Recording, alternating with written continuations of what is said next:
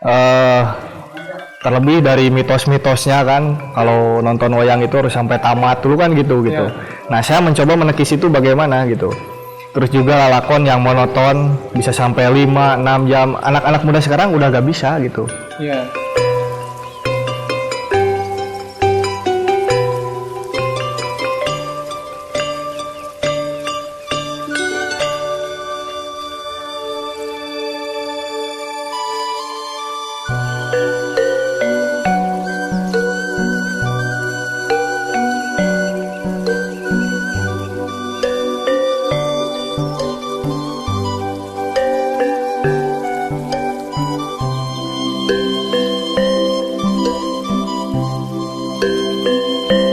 Dalang itu sebetulnya ada dua macam kan.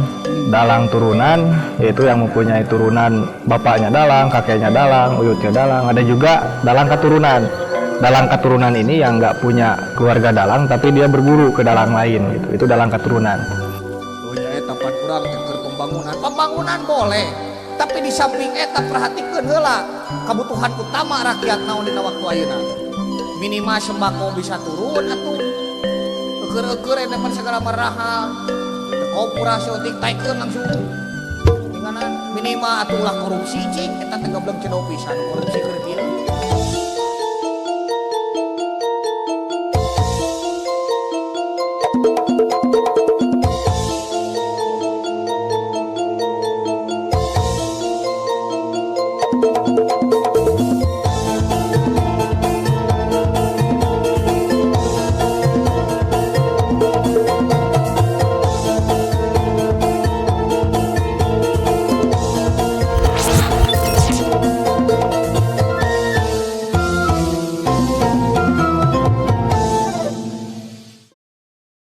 Oke, assalamualaikum warahmatullahi wabarakatuh. Kembali lagi dengan saya Muhammad Azamadi Manta di program Kiprah Kapol TV. Nah, sekarang saya sudah ditemani oleh salah satu dalang dari wayang, yaitu Kang Cepi. Oi, selamat malam Kang Cepi. Alhamdulillah. Selamat malam juga. Gimana Kang Cepi kabarnya, Kang Cepi? Alhamdulillah sehat-sehat aja. Sekarang masih aktif ya ngedalang? Alhamdulillah masih terus berusaha untuk aktif lah. Ya. Karena emang di zaman yang sekarang ini, terutama yang bernuansa kebudayaan Indonesia itu jarang anak muda sekarang tuh yang antusias untuk melestarikannya kembali gitu. Tapi harapannya nanti mulai ke depan bergeliat lagi nih, mulai dari Kang Cepi. Itu termasuk visi misi kita juga. Menanamkan bahwa sebetulnya wayang itu tidak kuno gitu. Seni tradisi itu bisa mengikuti zaman sebetulnya gitu. Bisa mengikuti zaman. Jadi kalau misalnya lagi sekarang tren-trennya cerita tentang yang berbau cinta-cinta, gitu kan, yang sweet-sweet gitu. Wayang pun bisa. Sangat bisa. Nah, Kang Cepi, gini Kang Cepi, awalnya bermain dalang itu dari sejak kapan? Kalau secara suka, dari kecil udah suka. Dulu itu waktu usia SD lah, kalau ada pegelaran wayang pasti saya kejar gitu. Nah, itu yang mungkin jadi pembeda juga dulu, karena saya sempat minder juga. Kenapa tuh minder? Nah, kok saya bisa gitu suka sama hal yang berbeda? Kan kalau zamanan saya udah dibilang bisa modern lah. Anak-anak udah mulai suka seni-seni yang sekarang-sekarang gitu. Tapi saya pikir-pikir lagi, itu jadi hal pembeda, namun jadi karakter saya gitu. Bahwa ternyata suka gak suka saya tuh udah jatuh cinta sama wayang gitu waktu itu. Ya akhirnya dulu itu karena belum punya guru, saya dengerin di radio gitu. Karena dulu itu TV juga sering nayangin wayang. Saya pasti nonton wayang itu. Nah, kalau Kang Cepi ini bisa dalang, emang tadinya itu melihat radio kan tadi ya, mendengarkan radio, terus mungkin di beberapa tayangan televisi gitu kan. Tapi ada gak sih yang dari lingkungan keluarga yang memang awalnya itu memang sudah ada di dunia dalang gitu? Kalau keluarga kebetulan nggak ada. Kalau bapak sih kebetulan emang sama di kesenian. Dulu bapak di Tasik itu di teater Sukapura NN. Ya. Tapi bapak saya itu basicnya di teater sebetulnya. Dalang itu sebetulnya ada dua macam kan. Dalang turunan, yaitu yang mempunyai turunan bapaknya dalang, kakeknya dalang, uyutnya dalang. Ada juga dalang keturunan. Dalang keturunan ini yang nggak punya keluarga dalang, tapi dia berguru ke dalang lain gitu. Itu dalang keturunan. Nah, saya termasuk mungkin yang nggak dua-duanya. Karena kebetulan saya otodidak gitu. Di dunia pewayangan saya otodidak gitu.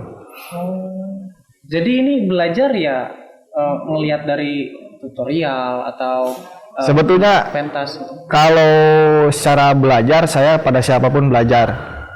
Ke dalang-dalang yang ya sudah senior-senior lah. Termasuk ke Bandung juga saya dulu sempat produktif gitu. Datang ke dalang-dalang ya untuk belajar gitu. Tapi selebihnya saya mencari karakter sendiri gitu. Karena kebetulan juga wayang yang saya bawa itu berbeda dengan wayang yang dulu-dulu. Kalau dulu itu bisa sampai 5 atau 6 jam pementasan. Kalau saya cukup 1 jam, 2 jam itu udah cukup. 1 jam. Ya, dengan aransemen musik yang berbeda juga, lakon yang berbeda juga gitu. Oh gitu. Nah, berarti itu ada kru dong yang bermain alat musiknya juga yang ya, mengiringi? Panayagan disebutnya. Nah itu ada berapa orang, Kang? Kalau normal, wayang golek normal itu bisa sampai 15, bisa sampai 15 orangan lah. Kalau saya bisa sampai 7, 8, paling banyak 10 orang udah bisa memainkan background suara gitu ya, yang mengiringi musiknya. Oke, Kang.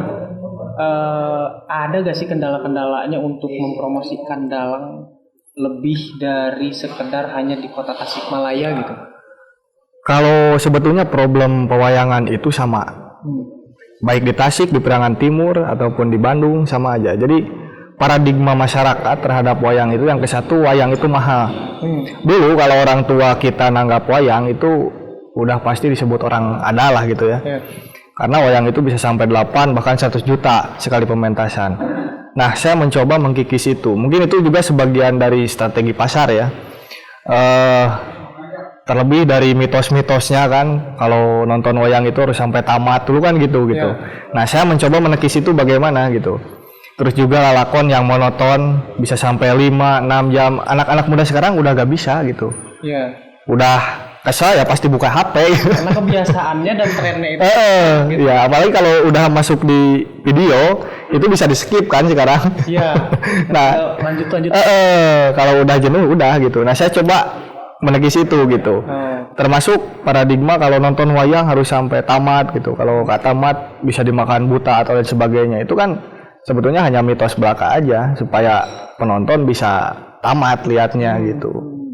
Tapi saya ngelihatnya hebat loh, Kang. Karena saya ngelihat sebuah perdalangan itu, wayang itu, perwayangan ini, kayak saya melihat satu moda perkembangan zaman.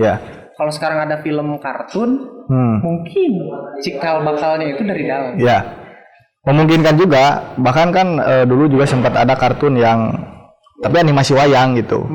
Saya juga sempat punya cita-cita wayang harus tembus industri perfilman. Gimana caranya? Saya juga sempat dulu bikin film pendek tapi tokoh-tokohnya wayang semua. Dan itu apresiasi penonton tuh lumayan. Animasi? Enggak, jadi saya take-nya pakai wayang gitu tokoh-tokohnya. Oh iya. Ribet juga sebetulnya. Perlu orang banyak gitu. Tangan saya itu kan cuma 2 gitu. Belum musik. Belum musik gitu. Oke, tapi menurut saya sih wajar kalau misalnya memang ongkos produksinya itu besar. Karena sekarang film kartun aja ya, katakanlah film kartun. Film kartun itu kan editing, kekuatan teknologi yang lebih berperan aktif terhadap tersedianya film kartun. Itu pun mahal. Ya, mahal benar. Walaupun tidak melibatkan orang banyak. Benar. Ini dalang yang memang real melibatkan orang banyak ya. Sudah sewajarnya mendapatkan penghargaan yang luar biasa gitu. Karena itu mungkin menurut saya gitu ya. Menurut saya ya itu perkembangan teknologi ya. Tapi sampai sekarang dari pemerintahan juga masih sepi. ke dunia pewayangan. Tapi kadang-kadang ada gak sih instansi-instansi terkait gitu yang undang Akang untuk pementasan dalang ini? Masih bisa dihitung jari. Kalau saya pagelaran di acara instansi pemerintah, kebanyakan ya dari masyarakat, komunitas, kebanyakan kayak gitu.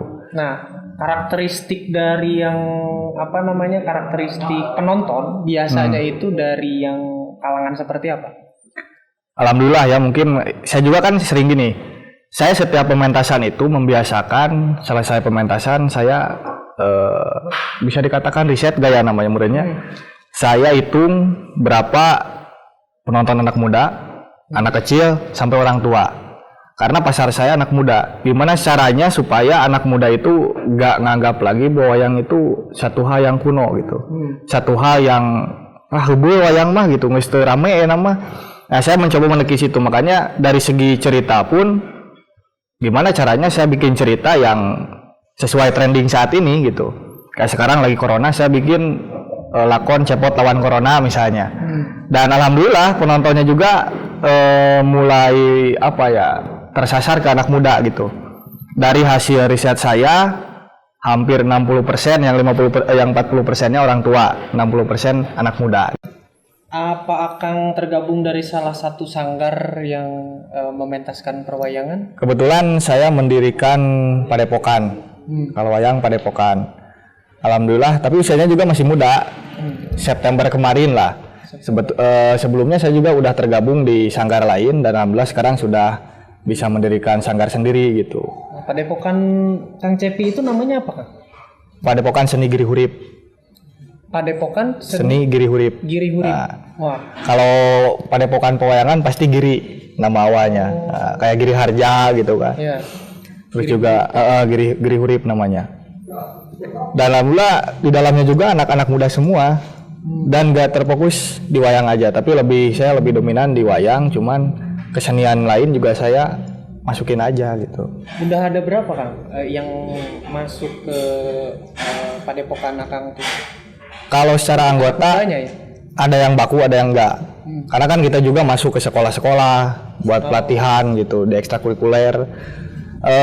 Yang saya katakan tadi, pasar saya itu anak muda. Makanya gimana caranya saya masuk ke ranah-ranah anak muda, termasuk yang saya kira bisa efektif saya sekolah. Ya, karena membangun karakter juga kan mulainya dari sekolah. Dari sekolah. Bagaimana dia mengenal kebudayaannya sendiri, gitu. Itu pasti dari sekolah ya. kuncinya. Benar kuncinya dari sekolah. Iya, nah, tapi banyak Kang yang respon positif atau loyalitasnya terhadap dunia perdalangan dari kalangan muda gitu. Kalau ukuran di Tasik ya, saya kira miris banget. Yang tergabung katakanlah di kelompok pedalangan lah atau forum pedalangan di Tasik itu masih bisa dihitung jari. Kalau anak muda ya, kalau yang udah sepuh mungkin ada juga sebagian, tapi kalau buat anak muda masih minim. Nah, saya makanya mencoba gimana caranya, ayo gitu, bahwa pedalangan itu di Tasik ada gitu. Karena dulu juga banyak sebetulnya pada dalang-dalang senior yang berasal dari Tasik gitu. Nah, ada lagi nih, Kang. Di luar dari ketidaktertarikannya kaum muda itu terhadap dunia perdalangan, faktor apa lagi yang menyebabkan dalang ini nggak diminati oleh anak muda? Yang ke-1 mungkin secara visual ya, karena kita kan menganggap punten-punten ya, seperti orang-orang yang memakai ikat, memakai celana kayak saya gini gitu loh, batik-batik, itu kan kesannya udah kumanya tamu baheula gitu. Yeah. Itu yang ke-1. Yang kedua mungkin karena kita juga kurang melek terhadap anak muda gitu, makanya kita harus terus mengikuti zaman. Yeah. Makanya saya punya statement, kalau wayang pengen maju ya wayang yang harus mengikuti zaman, bukan zaman yang mengikuti wayang, itu susah. Oke, saya pernah baca satu tulisan ya, Kang. Tulisan itu menggambarkan tentang peradaban musik di dunia. Ada peneliti yang meneliti tentang ornamen musik di Borobudur. Nah, itu ada 300 alat musik yang ada di ornamen Borobudur itu, dan dia buat, dan itu semuanya bisa dimainkan. Contoh seperti dalang juga dengan wayang-wayangnya ini menurut saya adalah satu aset karena menggambarkan karakter. Ya. Dimana kita tahu ya di Borobudur itu kan sudah berabad-abad Masehi kan. Sementara itu ketika diteliti di Roma itu baru dikenal nada dengan satu nada dari trompet. Nah kebudayaan kita itu udah bisa main orkestra, mungkin saja kala itu udah berserta dalang. Memungkinkan. Tapi bahkan saya yang unik itu kalau berbicara tentang wayang itu berbicara berbagai aspek kesenian itu ada sebetulnya dari mulai musik. Makanya kenapa orang bilang jadi dalang itu ribet. Nah makanya ngawayang sama ngadalang itu beda. Ini pembeda. Kalau ngawayang saya kira anak-anak SD pun bisa. Orang yang baru kena seminggu 2 minggu sama wayang itu bisa ngawayang. Karena apa kuncinya? Bisa ngelakon Mahabharata misalnya atau Ramayana selesai. Tapi kalau mendalang itu beda lagi. Kalau kata almarhum Abah Asep, Sunandar Sunaria, dalangmu universitas. Dalang lamun wayang nyeritakeun politik, dalang kudu jadi politikus. Nyeritakeun sejarah kudu jadi sejarawan gitu. Agama kudu jadi ajengan gitu. Makanya ribet. Gak cukup waktu 1-2 tahun untuk menjadi seorang dalang. Belum lagi teknik sabetannya, gimana kita merangin wayang. Belum lagi kaki juga main kan. Oh, kaki juga main. Kaki juga main. Itu yang kepiak disebutnya, kecerek. Jadi rumit. Apalagi kalau ngomongin soal nada, dalang itu dari teknik suara harus beda. Ada yang digangsa, ada yang dicowong. Itu bagaimana menirukan karakter dari wayang itu sendiri. Gak mungkin suara dalang itu satu, gak mungkin. Harus beda gitu. Kalau ngomong cepot gini, Arjuna gini, Bima gini, itu ada karakter-karakter tertentu dan itu lewat teknik. Begitupun dengan berbicara tentang nada. Dalang itu wajib bisa nyanyi lah katakan. Karena ada nada yang tertentu lah. Misalnya ini gamelan salendro, berarti nadanya kayak gimana. Ini pelog kayak gimana. Diatonis kayak gimana. Itu harus tahu. Karena ada haluang disebutnya. Haluangan juga resina rada. Itu kalau ngomong pasti dilaguin gitu. Nah, itu makanya dalang itu dituntut harus membaca, mendengar. Makanya pastilah setiap dalang harus bisa katakanlah berusaha untuk memahami segala aspek kesenian. Nah, seperti halnya tadi kan sudah visual ya. Gambaran visual kartun tuh mungkin cikal bakalnya dari dalang. Dan juga kayak tadi Kang Cepi nyerita sama saya bahwa suaranya tuh karakternya beda-beda. Saya juga terbayang satu rumpun teknologi, bukan rumpun teknologi tapi ada di bidang entertain juga yang kita sering kenal, dubber, pengisi suara. Nah, mungkin nggak sih kalau misalnya peran dalang itu tuh di kemudian hari itu sebenarnya pengembangannya itu sebagai dubber gitu? Saya juga pernah ngedubber kartun dulu. Oh gitu. Saya pernah dan ternyata bukan saya merendahkan ya. Itu jauh tingkat kesulitannya buat saya. Ngedubber itu agak mudah. Kalau wayang itu jauh lagi. Karena kan kita gak kelihatan visual dubber itu sama suara. Kalau ini harus sama suara. Dan yang harus disampaikan ke penonton itu yang sulit itu non verbalnya kalau di wayang. Karena kan mimiknya tetap aja kayak gitu. Paling itu ungklet-ungkletan gitu. Gimana kita pinternya buat gambarin itu? Gimana wayang itu bisa kelihatan hidup gitu. Keberhasilan seorang dalang itu ketika penonton itu udah gak ngeliat wayang lagi. Jadi udah ngeliat kehidupan. Jadi si jagat itu gebok, itu udah kayak dunia gitu. Itu yang sulit. Oke. Kang, terkait banyaknya orang yang terlibat dalam pementasan dalang, pementasan wayang, itu tuh apakah Kang Cepi sendiri menstrategikan untuk pementasan itu bisa tetap terselenggara itu seperti apa? Apakah memang budgetingnya nantinya akan membengkak gitu? Kang Cepi harus membayar satu persatu personilnya gitu. Sebetulnya kalau ngomong anggaran, jujur wayang itu mahal. Sekarang satu peti atau satu kotak wayang ratusan juta harganya. Belum lagi gamelan. Kalau pengen bagus kan harganya lumayan.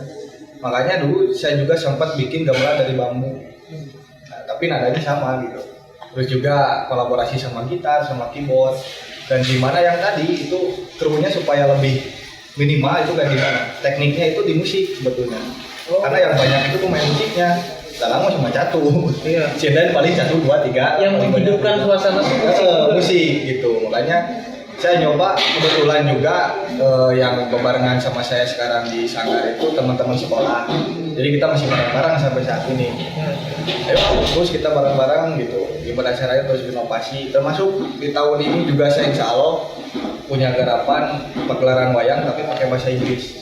Wis, man. Itu cita-cita saya dari dulu. Tapi yang jadi masalah saya belum bisa bahasa Inggris sampai sekarang. Gak apa-apa, ngeri. Iya, benar. Kalau kata Sundanya mah ya. Nah, Kang, Kang Cepi nih, dalam berbagai karakter dimainkan oleh Kang Cepi itu, apakah Kang Cepi ada trik khusus? Minum apa gitu, jamu apa, atau dengan teknik seperti apa gitu? Ya. Kalau dalang itu disiplin. Dulu itu kalau mau pagelaran, dalang itu harus puasa dulu. Tapi mungkin sekarang juga ada sebagian, tapi saya jarang. Saya lebih ke menjaga pola makan, karena kan suara itu sangat perlu. Ya kalau suara jelek ya kita kebakaran laku. Makanya suara harus dijaga. Saya itu 2 hari sebelum pementasan udah berhenti makan makanan yang pedas. Es pedas itu paling dijauhi, sambal misalnya. Terus juga mungkin kalau buat penghangat atau apa ya, biar suara bagus gitu kan, ada gambir itu nusuk dipakai nyepah itu kok bagelan. Iya. Terus juga pucuk kaung, daun kaung, terus juga ya lebih ke minuman yang rempah-rempah lah, herbal. Ya memang kadang-kadang sekarang kita sudah banyak terkontaminasi dengan minuman-minuman yang berbau kimia. Makanya jangan salah kalau orang tua dulu umurnya panjang, karena kan yang dimakan juga benar-benar asli gitu, nggak campur kimia. Dan apa yang dia tanam itulah yang akan dia makan, dan apa yang dia makan itu apa yang dia tanam. Nah gitu. Konsepnya seperti itu. Nah, Kang, biasanya nih Kang, dalam dunia perdalangan itu tadi balik lagi, saya penasaran nih. Kadang-kadang kan ada pementasan dalang, terus dengan apa Akang punya inisiatif untuk buat event sendiri, atau kalau misalnya ada event kita ikut dengan budget berapa gitu, untuk bagi-baginya gimana itu sampai? Kalau manajemen kita punya, cuman mungkin kalau pementasan secara acara tunggal kita masih merancang tahun ini mudah-mudahan terlaksana di Milangkala Sanggar di ulang tahun Padepokan. Kira-kira September lah. Tapi kebanyakan untuk saat ini saya mengisi di acara-acara masyarakat. Tapi kalau instansi pemerintah jarang. Karena paling mungkin kenapa ya? Entah mereka gak ngelihat atau gak mau ngelihat, saya gak tahu. Tapi yang jelas pewayangan itu saat ini sepi dari perhatian pemerintah. Itu yang saya rasa saat ini. Nah, Kang Cepi, ada gak sih dari anggota Padepokan Akang gitu yang emang ini nih dalam muda yang emang udah aktif dari sekarang untuk melestarikan perdalangan, ada gak? Untuk sementara saya masih mencari. Karena saya itu yang paling saya bimbing yaitu anak-anak, kan pasar saya anak-anak juga. Kalau misalkan saya bikin pelatihan untuk anak SD, SMP, di mana saya nyari yang berpotensial sebagai dalang. Saya nggak tahu umur saya sampai berapa, makanya saya harus udah punya temen gitu. Bukan saya mau ngajarin gitu. Ayo kita belajar bareng-bareng gitu. Saya juga mesti nyari sampai saat ini, karena kebanyakan basicnya yang tergabung di sanggar saya itu pemusik. Dari musik ke perdalangan. Yang main gamelan itu kebanyakan. Kalau partner saya sendiri di dalang itu susah bener. Sampai saat ini susah. Tapi alhamdulillah kalau di sebagian daerah mungkin dalang-dalang cilik sekarang udah bermunculan. Saya bersyukur juga sebetulnya. Karena emang Tasik itu butuh dalang-dalang muda, apalagi dalang-dalang cilik. Karena saya pengen Tasik ini punya ikon. Kan selama ini kalau ngomongin wayang pasti ngomongin Bandung. Iya. Nah, makanya saya nyoba sekarang gimana ngomongin Tasik juga ngomongin wayang gitu. kayak Bandung, Jogja itu masih ada. Nah, untuk Tasik ini nih yang sekarang lagi menggeliat, baik itu di pariwisatanya, baik itu di keseniannya, bahkan di media-medianya gitu, mau itu film, mau itu apapun lah bidangnya. Itu mulai menggeliat ya kan. Nah, strategi Akang ke depannya untuk mempromosikan dalang khususnya dari Sunda gitu ya, dari kebudayaan Sunda gitu. Seperti apa nanti kan? Yang jelas saya akan mengikuti tren ya. Kayak seperti tadi, wayang juga bisa difilmin. Itu yang ke satu. Saya juga sekarang bikin konten-konten yang 30 detik, 1 menit di TikTok gitu. Dan ternyata responnya lumayan bagus. Karena mungkin karena pagelaran wayang jarang, makanya kadang-kadang ada juga mungkin orang yang share di YouTube gitu. Jadi dan ada gitu. Makanya saya bikin konten-konten di Instagram, di TikTok. Sekarang banyak kan media-media yang kita bisa manfaatkan. Mungkin strategi saya lebih ke itu, selain pendekatan secara langsung masuk ke pendidikan dan lainnya gitu. Karena sulit ya kan? Ya, kalau misalnya kita langsung ke masyarakat yang memang udah kompleks kebutuhannya, kita ingin mempromosikan sebuah kebudayaan kita sendiri sulit karena sekarang itu kan udah apa ya, masih kasih silah budaya ulama gitu. Nah, jalan yang memang efektif ya dari sekolah. Nah, bagi kepala sekolah ataupun guru-guru di sekolah untuk bisa mengenalkan kebudayaan kita, diharapkan nantinya karakter kebudayaan kita itu bisa terjaga dan tetap dikenal oleh generasi-generasi penerus kita dan anak muda nanti semuanya. Kaum milenial tidak malu lagi ya untuk mempromosikan apa yang menjadi karakter dan ciri khas dari bangsa kita itu sendiri. Kang, makasih Kang. Siap Waktunya. Siap. Dari sela-sela kesibukannya Kang Cepi masih menyempatkan sampai detik ini. Kalian yang nonton jangan pernah malu dan takut untuk mempromosikan apa yang menjadi jati diri kita sendiri. Terima kasih. Sampai jumpa kembali dengan saya Azamadi Manta di program Kiprah. Tapi sebelum itu, Kang, apakah ada pesan-pesan untuk generasi penerus terhadap pewayangan ini? Pendek mungkin lah, melestarikan tidak harus menjadi pelaku, tapi bisa juga cukup menonton, mengapresiasi, itu udah ikut melestarikan. Dan saya berani jamin bahwa pewayangan bukan barang yang kaku. Pewayangan bisa terus mengikuti zaman, terus mengikuti tren, dan ya kita juga sangat butuh apresiasi dari masyarakat. Mungkin itu aja. Oke, siap. Terima kasih Kang. Siap. Closingnya untuk tayangan kali ini ya. Mohon maaf nih Kang ganggu waktunya. Santai. Semoga juga Kang Cepi kedepannya bisa terus melestarikan kebudayaan kita dan menumbuhkan sebuah karakter yang memang ini adalah jati diri kita. Sukses terus Kang Cepi. Amin. Hatur nuhun. Terima kasih. Assalamualaikum warahmatullahi wabarakatuh. Sampai jumpa kembali. Bye-bye.